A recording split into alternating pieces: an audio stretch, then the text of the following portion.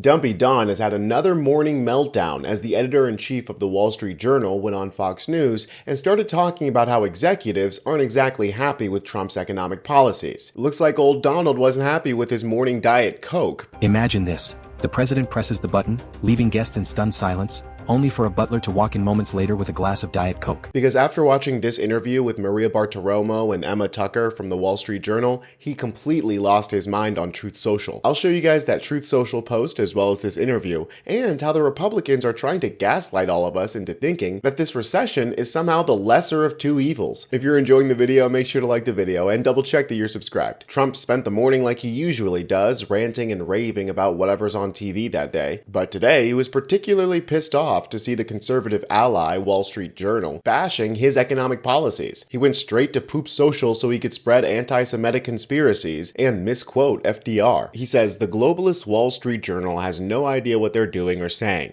They are owned by the polluted thinking of the European Union, which was formed for the primary purpose of screwing the United States. Their, Wall Street Journal, thinking is antiquated and weak and very bad for the USA. But have no fear, we will win on everything. Egg prices are down, oil is down, yeah, because drill baby drill is his only real policy, and interest rates are down.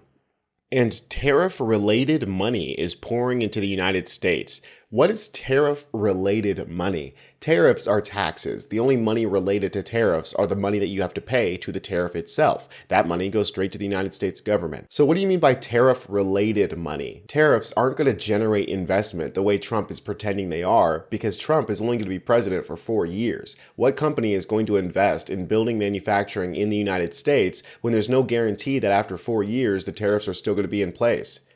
Idiot. And then he says, the only thing you have to fear is fear itself. Not quite how the quote goes, but I'm convinced Trump can't even tie his own shoes, so I'll let him have that one. But the Wall Street Journal has largely been a friend to the Republican Party. What triggered this morning tirade, this absolute meltdown from Trump? Well, that's because this woman, Emma Tucker, went on Fox Business and started telling Maria Bartiromo the truth. The business executives are floundering over these new tariffs. And we saw each other at the World Economic Forum in January. Yes, in Davos, right? In Davos back then. And do you remember the mood then was so upbeat? And the American chief execs that were there were all so excited. The talk was all of deregulation, growth, no tax rises, boom, boom, America. And Europe was absolutely stuck in the doldrums, very unhappy. But it's very interesting how that mood has shifted pretty much since all the tariffs started coming in.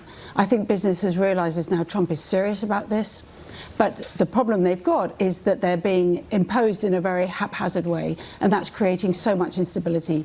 Then along comes your interview, and Trump refuses to rule out a recession. He's talking in a kind of no pain, no gain kind of way.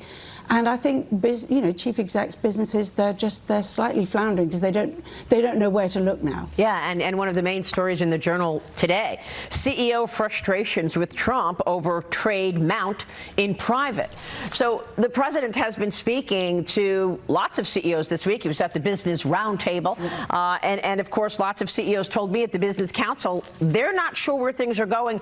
What do you think the conversation is in boardrooms today in terms of how these companies are going to adjust to this new policy of tariffs? Well, I think one thing's very clear from our reporting is they're reluctant to say anything publicly. I think that story that is about this roundtable of business people. There were some sort of informal polls where the chief execs that were there said the stock market would have to drop by 20% for them to talk out. So I think they've accepted that the tariffs are here, and what they want to know now is which ones are staying, which ones are going to be dialed back. Is there going to be further retaliation? And I mean, just before I came on, there was news that Trump is now talking about further retaliation against the EU. The EU retaliated yesterday against the aluminium and steel tariffs. Trump's now talking about putting 200% tariffs on champagne, alcohol, core European products. So do you expect that those prices will go higher? I mean, when a company has to pay more for its input, will they typically pass it on to the consumer, do you think? I think eventually they're going to have to. Yeah. They may not immediately. There may be some buffer there that they can absorb these prices. But over time, inevitably, I think we will see prices for certain goods go up.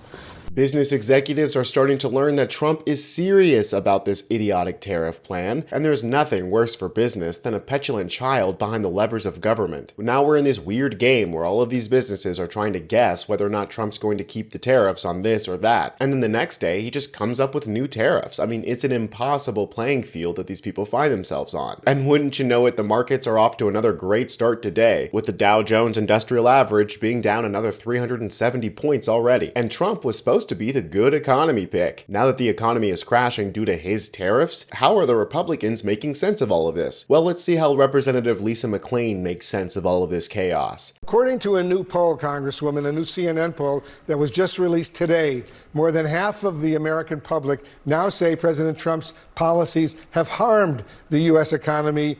Just 28% say that they feel that his policies have improved things. If the president's economic policies are working, why aren't Americans feeling it yet? Well, because he's got a big mess to clean up from the previous administration, and he's only been in office a little more than 50 days. But I would point to the facts that came out, I believe it was yesterday, maybe today. Egg prices down 15%, prices at the gas pump down, and inflation actually down. So I think it's going to take a little bit more time, but I hope you're reporting on the stuff that actually is down. Price of eggs down 15%. Price of gas down, and inflation down. Okay, Lisa, let's double check on those things that are coming down. As far as gas prices go, it's only 3 cents cheaper than it was when Trump took office, and inflation for February 2025 was a whopping 0.1% lower. And I sure am curious to see what that inflation rate's going to be for March, after Trump's taxes go into effect. So with eggs, it's actually an interesting story. Prices have been dropping rapidly in March. The reason? Price gouging. It turns out companies do collude with each other in order to raise the prices, and the DOJ is investigating egg producers who may have been artificially raising the prices in order to take advantage of the avian flu. If only we had a presidential candidate who made price gouging a central part of their campaign. Oh wait, but speaking of Kamala, these people are still using her as a boogeyman, trying to make it seem like Trump's economy was actually the better of the two options.